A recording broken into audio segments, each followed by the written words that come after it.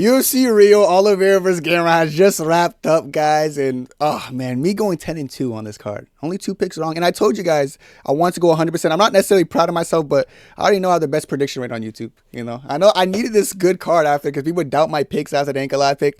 You ain't going to doubt me now. But, guys, I really want to talk about this card because not only my predictions flawless, brother, Charles Oliveira is a problem. Now, I'm seeing a lot of, oh, how good is Ilia Topuria, which is true.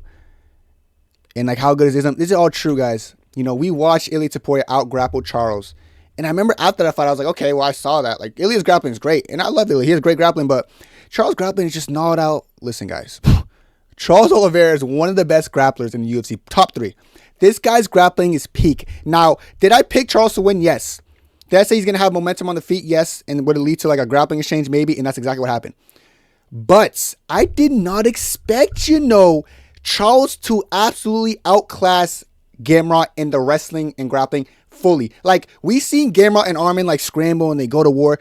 In open mat wrestling, to outperform Gamrot is like it's a feat in his own. It's like something almost unheard of. Charles Oliveira, man, you're a problem, Yo, Charles Oliveira's grappling in this fight. Even from the very first takedown that Gamrot shoots on Charles, he jumps guillotine. In my heart, I'm like, oh, I hope he doesn't fall into that low of like playing the game off his back. But no, Charles fall into that low every time. His improvement. We've seen Charles in the past against Armin fight or like even the Kevin Lee fight before the finish. We see him get complacent on his back and almost like throw 12 to 6 elbows and kind of just sit there trying to make something happen. This time around, he wasn't just sitting on his back flat trying to wait for stuff to happen. He was making stuff happen, using omoplatas to force scrambles, using the arm, using the legs to force something. Always getting like he's never settled in a comforting position, which let me know he was on today. When Gamrot first shot that initial takedown on him, he jumps the guillotine, but then turns it into a reversal from the omoplata and forcing scrambles and getting the back of Gamrot. And then in the second round, him attacking Gamrot offensively. Because let's be real, after the first round, I know Gamrot was like, holy shit, I'm not beating him. You could tell there was a flip in Gamrot. Gamrot was kind of thinking, I saw Armin do it. Armin was like, I'm a better wrestler than him, so I'm going to go in there and wrestle him. I saw Islam say, oh, I'm going to go in there and engage, and Islam did that, Armin did that. I think I could go. Charles is evolving. Prime Charles. I'm not saying prime Charles, but vintage Charles is still there, man. Like, he showed that he's still developing at this day and age. Guys, Charles Oliveira is not going anywhere soon. This is one of my happiest moments to be just fully backing Charles because I felt it. I was like, and this was a 50-50 on all the odds makers. People would be like, oh, this is an easy pick, Kenny. No, this was 50-50 on every odds platform, and rightfully so because we've seen in the past that Charles' big thing is he can't go against real wrestlers. Brother, this guy real wrestlers, but he a big champion. Like, a real wrestler was a big champion. Thanks so much. A big support. Like, he had big support. And first of all, him being 18-0 in Brazil is just weird. And like all finishes or some shit. Like, that's so abnormal how good he performs when he's in his home country. And once again, he performs and he just schools Gamrot in a fight, which I felt like could have been closer. I will say Charles' little tendencies of kind of walking into shots hasn't changed. I remember in the first round, Gamrot even hit him with a counter hook, and I was like, okay, hold on, Charles, wait. We can't be getting tied up by Gamrot like this, but it's his willpower and his pressure that breaks people, and that's how he won the championship. Those fights against Dustin Poirier and Justin Gaethje, I remember there's a portion of that time I was like, he's just not that good. Like, I see quitting him, and he's just too open. But over time, you see what he does to people. At the end of the first round, Gamrot was already broke because he was like, my only weapon, I got destroyed. I got outclassed in the grappling. What am I supposed to do now? And then you could see him trying to strike, and he was having moments where you land on Charles because everyone has moments when you land on Charles. But Charles eats it and just keeps walking forward. Eats it and just keep walking forward. To a point where he just gets to the point where he's breaking Gamrot. Gamrot's getting pressured. He's falling over himself. He just doesn't trust himself anymore. He's like, oh shit, I got destroyed on the feet, in the grappling, and now I'm getting destroyed on the feet. And then Charles just follows up with combos, forces him to wrestle, picks him up, throws him on the ground, takes his back, rear naked chokes. Charlie! That's what happened, baby. Charles Oliveira dismantled Gamrot, and he has short notice, but this is showing Charles is still there. He's calling for the BMF belt with Max Holloway, and listen, Charles could beat anyone on the planet. Maybe except Ilia. I'll be real, his fight style as far as the striking, he would never beat Ilia. Him and Ilia, like, I love Charles, but like he can't just keep, him walking forward and taking licks from Gamrot is fine, but when Ilia does that, of course you're going to get knocked out. Max is an interesting one. Because I know Charles is going to get caught a lot by Max. It's a matter of can Charles survive? And given his spirit, man, like unless you're hit like with like Ilia power, Charles can beat anyone on this planet Earth. He's tricky to deal with. He's really good. And this is one of the most satisfying wins. It's just good to see like a good-hearted person go in there and get a win the way he got the win. This is one of the best performances of 2025, and I'm not glazing. And I know people are going to be like, oh, but it's short notice. You guys got to understand the statement he put in there by showing, I don't give a fuck if you're known as the best open mat freestyling wrestler in the UFC. I don't care if you out-wrestled Armin Sarukian, who's someone I lost to for 5 rounds straight. Or not 5 rounds straight. It was back and forth. But I don't care if you won majority of those exchanges. You're not going to win them against me. And it showed how good his BJJ is, because it wasn't traditional wrestling he was winning these scrambles with. He just used his BJJ understanding and was using it to turn around Gamrot, to out-wrestle Gamrot, out-scramble him. And it worked every single time to a point where it broke Gamrot down. This is a peak performance. Charles Oliveira can beat any lightweight on the roster. Doesn't matter who you are. Doesn't matter what country you come from. Doesn't matter how you look. Charles Oliveira has a chance to beat anybody. Maybe except is Ilya. Not even Islam, Ilya, because Ilya, man, just can't walk forward. Charles, if he, like, even when he has a high guard, it seemed like Gamrot was bleeding through that, but, you know, his durability's still there. I think a big worry for most of us as Charles fans was like, did Ilya take his chin away? But then again, has he ever had like a crazy, oh, dude, his chin, Charles Oliveira's chin is just massive. Like, I think we always know he gets caught and dropped a lot of fights. If anything, his chin could be better. Because Gamrot did catch him a couple times. Not saying Gamrot has crazy power, but Gamrot has been showing power lately, and Charles just ate it. Charles still has that absurd power, that slept-on power, that absurd pressure, and his grappling's only evolving. Charles Oliveira is one of the best active UFC lightweights, so put respect on his name if you haven't already, you know. And as for someone like me, brother, just trust Mr. Kenny. I know a lot of people were nervous, like, oh, Kenny, you might make a mistake. Brother, I'm the best. Trust me. I'm the best. I'm happy for Charles. Gets it done and helps me out with my 10-2 record on this card. Figgy, people said, Kenny, going Figgy is stupid. Figgy's the underdog for a reason, Kenny. Don't go Figgy. And I was like, I know that. Now, I'll say this. Figgy, I'll be real. At the end of the first round, I was like, Figgy won. At the end of the second, thought Montel won. End of the third, I thought Montel won. But I will say, if you look at my live reaction, I might have been screaming like, yeah, robbery win, we get it done. But I'll say it like this. They're in Brazil, and it was close. The second round was close. Some chat was saying 2-2. I thought it was 1-1. But Montel Jackson should be upset with himself, because I feel like Montel Jackson kind of stood in front of Figgy and wasn't letting his hands go. Wasn't pulling on the trigger. Like, he was kind of standing there with low output. I always thought Montel was overrated, which is why I went to Figgy. I did say before the fight, Figgy's going to get him out and get him down. And when Montel's flat on his back, he just looks like a fish out of water. Doesn't really do much. He did improve in that aspect. He was getting up, you know. On the striking, it looked like Montel was catching Figgy when Figgy would come in. Figgy in the end of the first round had like a little, like, you know, the little Figgy blitz, like he tracks you down and lands a little hook. He did at the end of the first round, rocked Montel. But after that, like, Montel had that timed. So every time Figgy would do that stupid shit, he would just get countered and run into shots. You know, listen, I'm happy I got the pick right. I'll be lying if I said I didn't think Montel won. I was someone who got the pick right. I'll be lying. I thought he won, but I'm not going to say it's a robbery because, like I said, one, it's in Brazil, and two, Figgy, neither guy did enough to put a statement on round 2 or 3, you know? So, that being said, it was up in the air. And Montel Jackson let it be up in the air, Rio. What do you think is going to happen? So, congrats on Davis Figueiredo. Figgy's not, I think we're at a point where you understand he's not no title challenger esque right now at this point of his career. Old guy, was once a flyweight. He still has power in this division because he's damn near rocked everyone he landed clean on since he came up a weight class. But nothing crazy to get him a title shot anytime soon. Probably should retire soon. I think he should retire on top. Like, unless he just wants to fight for money, I understand. But other than that, you're not beating anyone good. But you could beat a Montel Jackson. Congrats to Figgy, gets it done. Probably my best underdog pick of the card. All right. Let me say this. Alvarez won. Hype train derailed. I did pick Alvarez to win, of course. Alvarez, I've always thought he was good, but I always, you know, I thought he was good, but I was always like, nothing really stuck out for me. I kind of like just trusted what other people would say. I'd watch him and be like, okay, he's all right. But then people were like, Genny's the best. I'm like, okay, well, I guess he's the best then. But like, this performance didn't really impress me. Luque did cheat. It should have been a first round finish, to be fair, because he gets hit and then with a clean punch, but it's like this part of his knuckle that hits him. They're like, oh, I got poked in the eye. And the referee's so stupid in this fight because the referee actively just like saw it was a legal strike and it was like, well, take your time, you're Brazilian. Listen, the Brazil people will cater to their people, I'll give them that. But it was kind of stupid.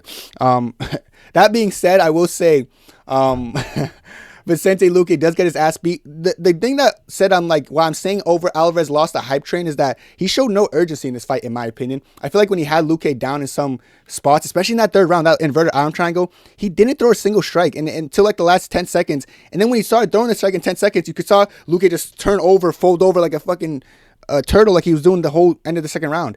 You know, the ref probably should have stopped it when the first punch that was an eye poke landed, and after that, the second round was just straight 10-8 ground and pound. Ref could have ended it, but it's a Brazilian ref. Of course, he's not going to end it because he wants Luque to try to win. Then third round, he should have stood them up when they were just standing in front of each other and sitting on each other's neck for about 2 minutes straight. Very embarrassing for Alvarez, showing no lack of just finishing ability. And his stock goes down for me. I know he won. I know I picked him, and I was hyping him up a little bit, but I thought he was going to kind of destroy Luque. His chin's really up high in the air when he's striking. Luque was landing some good shots on him in the first round. It was kind of a back and forth first round despite Alvarez winning that, but Alvarez gets it done. Every single round he wins, but just not very impressed by either guy. This is actually one of the fights I got wrong. You know, I know I only got 2 wrong, but you know, I'm a human being. I went Diniz because after watching film on Mario Pinto and both guys, I was like, okay, they're both gonna go in there and strike, and they're gonna come down to who can land the cleaner strike better and who's going to fatigue. And I seen Mario Pinto like land good shots, but when I seen both guys go to decision, I favored Diniz's like urgency when the rounds get elongated. However, this was a wrestling match, and Pinto's never shown me wrestling, but suddenly he's a wrestler. Oh, you're a wrestler now.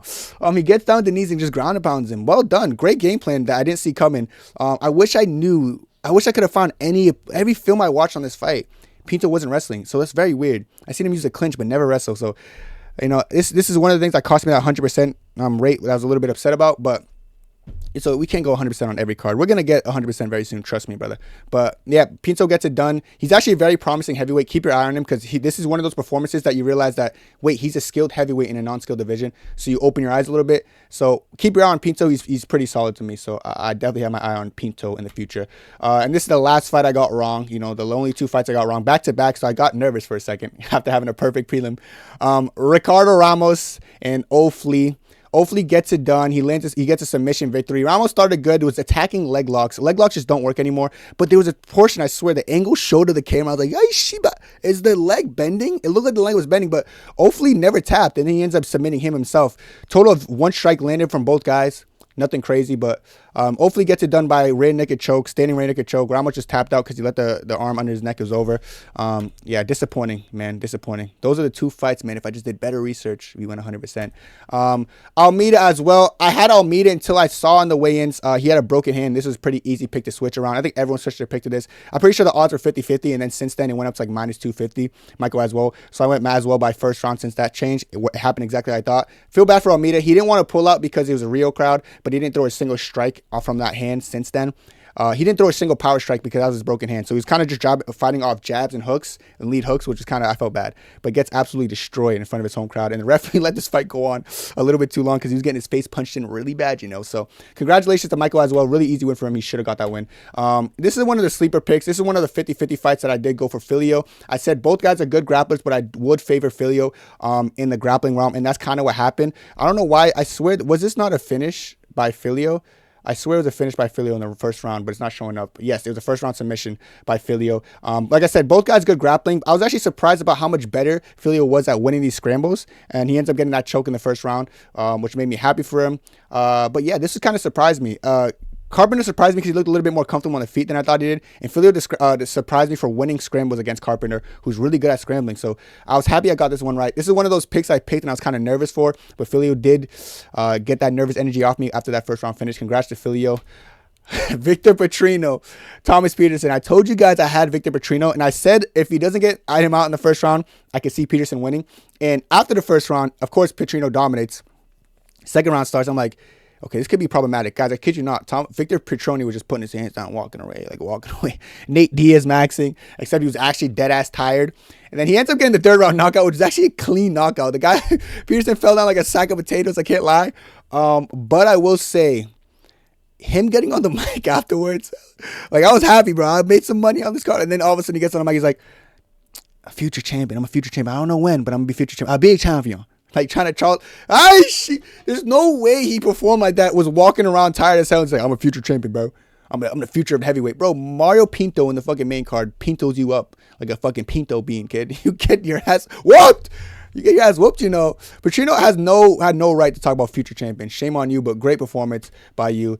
Bia Mesquita, you know, this is a pretty easy pick versus Irina Alskiva, who came in there, was trying to twerk, trying to like get people hyped up, looking like a fool. Gets absolutely masterclass by Bia Mesquita, who's interesting for the bantamweight division because I want to see how she would look against someone like Kayla Harrison. It's bantamweight like 135, right? That's like I want to see how she look against Kayla because her grappling was really good. Her striking looks a little bit mid, but so is Kayla. I feel like stylistically, her and Kayla is very intriguing.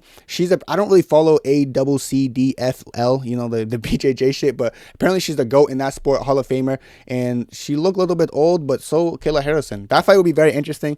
BJJ versus Olympic wrestling level. It should be amazing to watch that fight happen because you never know. We saw wrestling versus BJJ in the main event, and we saw who wins that. Charlie. So this should be an interesting fight, but I think Mesquita would do good against Kayla, but I think Kayla gets it done because of power in the feet and the difference. But Mesquita showed that she's all right, so good for her. That Russian girl just blows. Lucas Rocha. This is a very 50-50 pick. I'm pretty sure Rocha was the underdog, but I still went with Rocha because I believe that his output on the feet would be the difference maker. I did understand this was a grappler versus a striker, Rocha being the striker and Nicole being the grappler. I will say that Rocha's takedown defense surprised me, which made me a lot more comfortable in my pick when I was watching the fight live. Rocha does use a lot of volume to kind of overwhelm Nicole, and he was doing cartwheel kicks. He was feeling himself, man. This guy's cool. Keeping my eye on Rocha. I don't think, like, I'm not going to say, oh, future champion of flyweight because of people like Van exist, but I like his authenticity. You know, he's cool. He's laid back doing cartwheels. He's feeling the energy. He felt the vibe. This guy good. Keep it on Lucas Rocha. This guy very talented, brother. I like this guy a lot. So my opinion on Lucas Rocha is dial, brother. Good performance, and he kind of schooled Nicole. The Aussie just came forward and kind of just got his ass beat. Aussies were 1-1 on this card, so they didn't have a too bad a performance.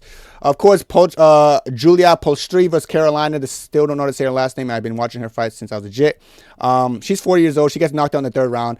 Masterclass by Polstri. She was a lot more comfortable than Carolina. Carolina kind of just went in there and looked a little bit like South Carolina, just under North and just getting your ass whooped. That was a bar. Bye. Keep up with me, kid. You ain't on my level. Great win by Julia Polstri. It's a WMA fight. Who gives a shit? And then La Sierra versus Oliveira. I said I just had a feeling La Sierra was going to get it done, and that's exactly what he does. Wins by submission in the second round. La Sierra gets it done. Makes Oliveira look like a cheapskate, like a bum. This Oliveira thought he was Charles for some reason and thought he was good, but he wasn't Charles and he wasn't good. 10-2 on this card. Charles Oliveira had a great performance. A very happy day for me, brother. You know, I can't ask for a better moment than this, you know. Going 10-2, making crazy money, and Charles Oliveira win. Brother, I'm the best predictor. Understand this and understand Charles' real problem. And Max Holloway, Charles for a BMF title, that's what makes the most sense to me because I want to see Charles just try to get that title back, man. Not the title back, but a title back. I need to see him doing that stupid Ord thing he does with his belt on, hands on his belt. Listen, I like Max too, but I'm really looking forward to that fight. But let me know what you guys think about this card. Let me know how you guys did down below, and that's it for me. And God bless. 2, 3.